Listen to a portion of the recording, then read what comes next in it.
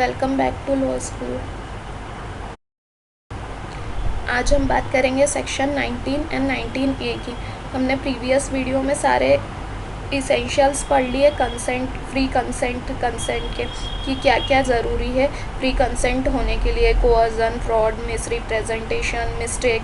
अब उनका क्या इफ़ेक्ट होगा कि वो अवॉइड होंगे या वॉइडेबल, ये सेक्शन 19 में बताया है। सेक्शन 19 में उसका प्रभाव बताया कि ऐसे एग्रीमेंट का इफ़ेक्ट क्या होता है। ठीक है, सेक्शन 19 में क्या लिखा है? Voidability of agreement without free consent. जो एग्रीमेंट विदाउट फ्री कंसेंट किए गए, मतलब कोअर्जन, फ्रॉड और मिसरिप्रेजेंटेशन, अनड्यू इन्फ्लुएंस, इनसे फ्री न होके किए गए, उनका क्या इफ़ेक्ट होता है।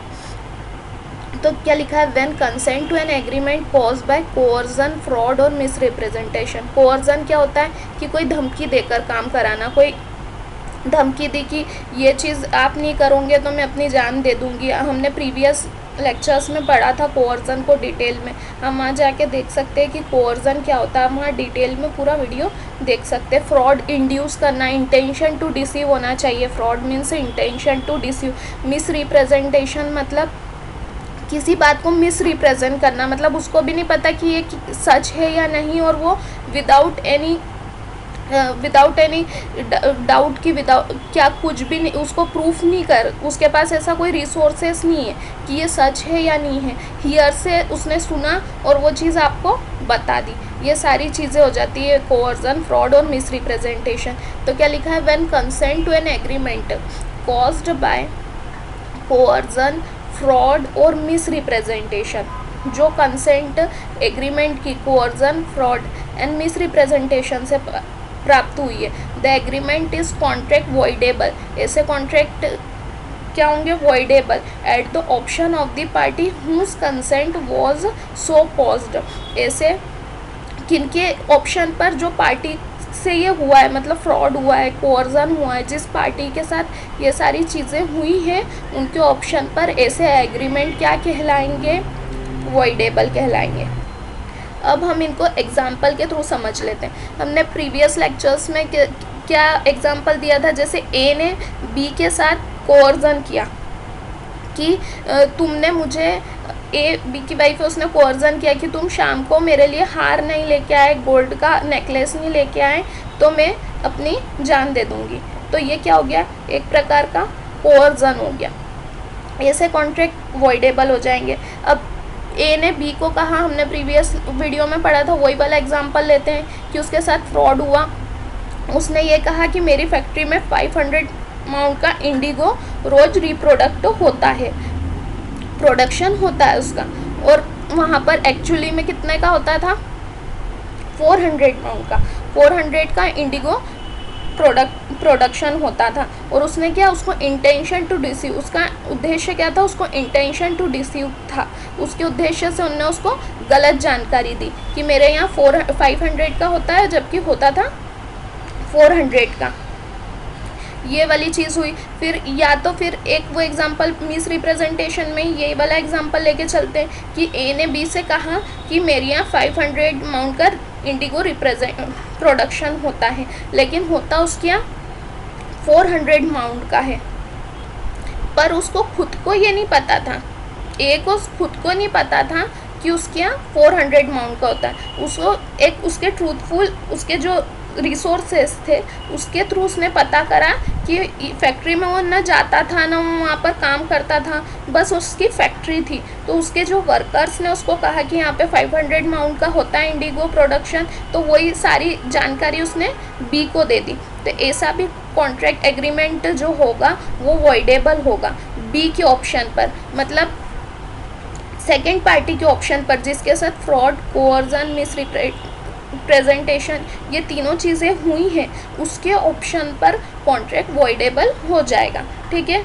अब नेक्स्ट पैराग्राफ में क्या दिया है? A party to a contract whose consent was by fraud और मिसरिप्रेजेंटेशन, जिसकी कंसेंट फ्रॉड और मिसरिप्रेजेंटेशन से प्राप्त हुई है। यहाँ ध्यान रखिएगा, यहाँ पर कोअर्जन नहीं आया है, यहाँ बस बात हुई है फ्रॉड और या हम किसकी बात कर रहे हैं, फ्रॉड और मिस रिप्रेजेंटेशन से कंसेंट प्राप्त हुई है तो वो contract shall be, may if he thinks fit insist that contract shall be perform and that he shall put in the position in which he would have been if the representation made had been true. ये वाली बात समझते हैं। वही वाला अपना Indigo वाला example लेते हैं अपन कि ए ने बी से इंटेंशन टू डिसीव, उसको धोखा देने के उद्देश्य से उसने क्या कहा था कि मेरी ये फैक्ट्री में 500 माउंट का इंडिगो वो होता है, प्रोडक्ट होता है, तो उसको उसी कंडीशन में वापस लाना होगा, उसी कंडीशन में कि वो जिस बात का उनने झूठ बोला है कि ये बात झूठ थी 500 माउंट का, उसको 500 माउंट का ही प्रोडक्शन का उसको देना होगा। तब वो कॉन्ट्रैक्ट बी के कहने पर अगर उसी चीज़ में वापस से वो ला सके, उसी परफॉर्मेंस में उस कॉन्ट्रैक्ट को ला सके जो उसने कहा था, फ्रॉड्यूलेंटली जो कहा था उसी परफॉर्मेंस में वो ला सके, तो ये कॉन्ट्रैक्ट परफॉर्म किया जा सकता है। या ए ये मिस रिप्रेजेंटेशन में भी ऐसे ही कि उसने मिस रिप्रेजेंट किया था बी को और वापस से वो उसी कंडीशन में ला सके जिसमें कॉन्ट्रैक्ट परफॉर्म हो सके, जिस बात को उन्होंने मिस रिप्रेजेंट किया था उसको प्रॉपर प्रेजेंट कर सके, जिस बात को उस बात को एक्चुअली प्रूफ कर सके वही चीज़, तो ये कॉन्ट्रैक्ट परफॉर्म किया जा सकता है। अब इसके एक्सेप्शन में क्या है वो देख लेते हैं। क्या लिखा है इसके एक्सेप्शन में, if such consent was caused by misrepresentation or by silence fraudulent within the meaning of section 17, जो सेक्शन 17 में जो मीनिंग दिया हुआ है, जो हमने प्रीवियस लेक्चर में पढ़े हैं, आप सारे पहले वो वाले वीडियोस देखें तब आपको समझ में आएगा कि कौन सा कॉन्ट्रैक्ट वॉइड है, वॉइडेबल है, उसमें सारा डिटेल में दिया है, सारे एक्सप्लेन किए गए हैं, सारे केस लॉ बताएं कि किस केस लॉ के थ्रू क्या साबित किया गया, क्या प्रूफ किया गया, उसके फैक्ट्स बताएं। तो आप पहले सारे फैक्ट वो जान लीजिए, फिर ये देखिएगा तो आपको क्लियर समझ में आ जाएगा कि कौन से कॉन्ट्रैक्ट की बात कर रहे हैं। कंसेंट के ऊपर दिया हुआ है, प्रीवियस लेक्चर बताया कि कंसेंट क्या होती है, फ्री कंसेंट क्या होती है, प्रॉपर उसमें एग्जाम्पल के थ्रू बताया गया है, केस लॉ के थ्रू बताया है, तो आप पहले वो लेक्चर्स देख लीजिएगा। इसमें क्या बताया, मीनिंग ऑफ सेक्शन 17 जो हमने प्रीवियस लेक्चर में पढ़ा था, meaning of section 17, the contract nevertheless और not voidable if the party whose consent was caused had the means of discovering the truth with ordinary diligence, जो truth आप ordinary diligence से पता चले जाए, मामूली तत्परता से आप अगर ट्रूथ पता कर सके, कि थोड़ी सी आप कोशिश के थ्रू अगर आपको सच पता चल जाए, मतलब जैसे कि आप उसकी फैक्ट्री में जाकर वहाँ के वर्कर से बात करें या वहाँ का रजिस्टर देखें या वहाँ का प्रोडक्शन के बारे में पता लगाएं, आपको अगर ऑर्डिनरीली पता चल जाए, थोड़े से आपके इफोर्ट थे कि या एफर्ट्स करे हैं आपने, इसके थ्रू आपको पता चल जाए थोड़ी सी चीज़ों से, ऑर्डिनरी चीज़ों से, तो वह चीज़ फ्रॉड या मिस रिप्रेजेंटेशन में नहीं आएगी और ना वो कॉन्ट्रैक्ट वॉइडेबल कहलाएगा, क्योंकि उसको मामूली तत्परता से पता चल सकता था। हमने पढ़ा था केविएट टेम्पटर वाला प्रिंसिपल, केविएट टेम्पटर क्रेता सावधान वाला, कि बायर को खुद इतना सावधान होना चाहिए कि वो जो चीज़ खरीद रहा है उसके बारे में वो पहले सारी जानकारी ले ले, वो पूछ ले सेलर से कि ये चीज़ क्या है क्या नहीं, सारी उसकी इन्फॉर्मेशन निकाल ले। अगर ऑर्डिनरीली पता चल जाएगा तो वह कॉन्ट्रैक्ट वॉइडेबल नहीं होगा, ठीक है। ये इसका एक्सेप्शन था। अब एक्सप्लेनेशन में क्या दिया हुआ है इसके, अ फ्रॉड और mis representation which did not cause the consent to a contract of the party on whom such fraud was practiced or to whom such misrepresentation was made does not render a contract voidable।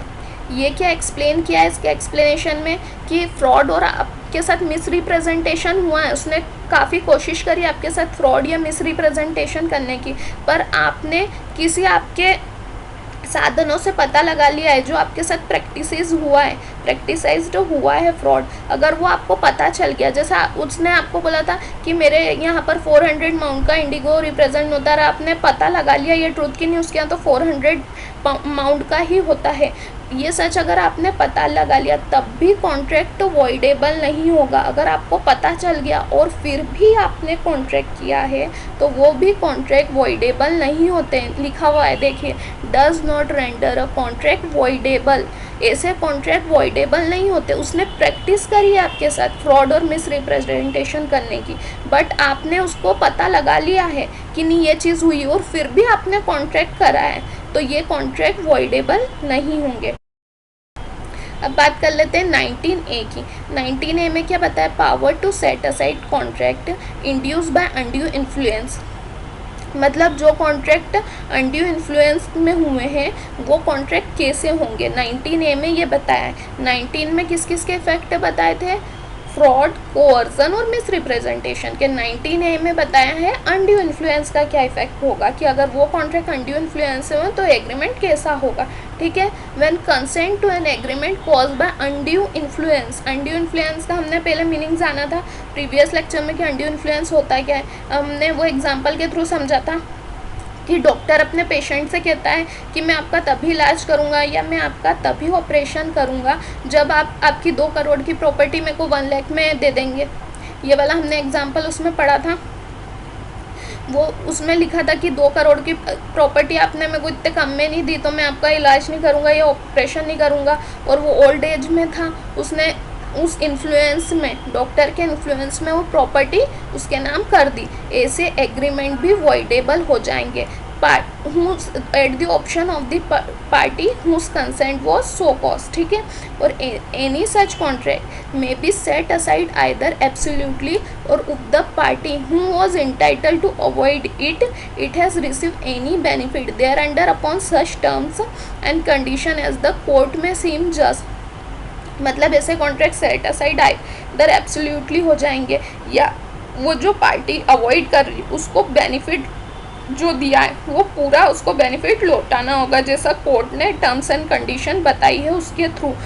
Benefit कौन सा, जैसे वो 50,000 रुपये भी दिए हैं उसको as a cash, उनने उसको 50,000 रुपये कैश या चेक दिया है, वो सारा बेनिफिट उस पर्सन को, उस डॉक्टर को, भले से उसने फ्रॉड या मिस ये अनड्यू इन्फ्लुएंस से प्राप्त करी है उसकी कंसेंट, पर उसको वो बेनिफिट तो दिया है ना, 50,000 भी बेनिफिट दिया है, तो 50,000 का बेनिफिट वापस उसको लौटाना होगा जैसे कोर्ट ने कहा है। अब आप सोच रहे होंगे कि सेक्शन 19 और 19A अलग अलग क्यों दी गई है, उसमें ही लिख देते वॉइडेबल का। तो 19A में हमने बर्डन ऑफ प्रूफ की बात करी थी। सबसे पहले तो कि ये 19A जो है ये सब्सिक्वेंट अमेंडमेंट के थ्रू आई है, पहले ये नहीं थी 19A, फिर सब्सिक्वेंट अमेंडमेंट के थ्रू आई है। और दूसरा इसमें बर्डन ऑफ प्रूफ बताना था। बर्डन ऑफ प्रूफ इसमें अदर पार्टी पर होता है, मतलब जो हमने बात करी थी बर्डन ऑफ प्रूफ, उसमें को किस पर होता है, जो डोमिनेटिंग पोजीशन में होता है उस पर होता है। तो इसके लिए भी, और ये सब्सिक्वेंट अमेंडमेंट के थ्रू आई थी इसलिए ये अलग से दी गई है। ठीक, okay, thank you guys, please like share and